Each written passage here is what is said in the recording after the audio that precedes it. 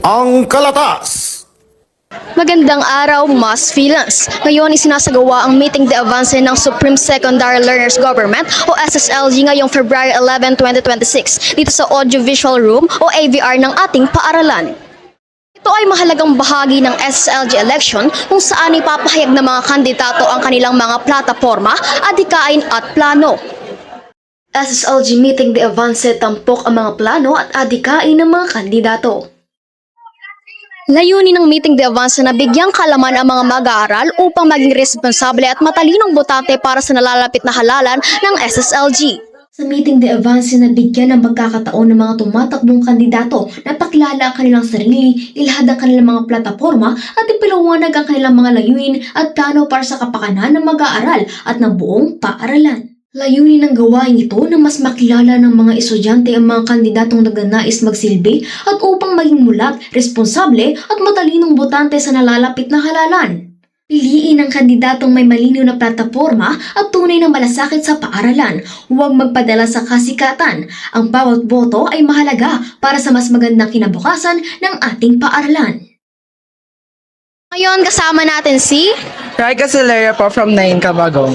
Ngayon may tanong lang kami kung ano yung magiging basihan mo para sa palapit na SSLG election.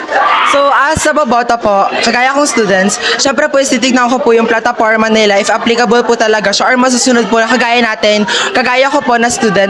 Syempre po kasi yung plataforma is dapat na-apply din po dapat, hindi lang po siya nasasabi or kailangan nila sabihin. Yun lang po. Ngayon, kasama natin ang SSLG President na si Eunice Robin. May tanong lang kami kung ano ba dapat ang katangian ng isang deserving na manalo for SSLG and ano yung advice mo para sa mga mananalo? Hello, I'm Marian Eunice Robin. I am the current SSLG President.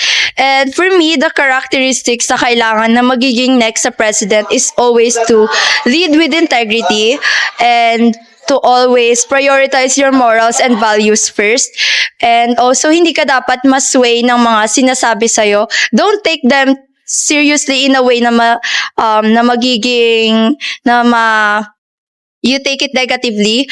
You always take it as a criticize, and you try to be better. And my advice naman siguro, for the next SSLG president, my advice to you would always be to prioritize the SSLG first, protect its integrity, protect its honor, and kailangan maging role model ka talaga sa mga kapwa students mo.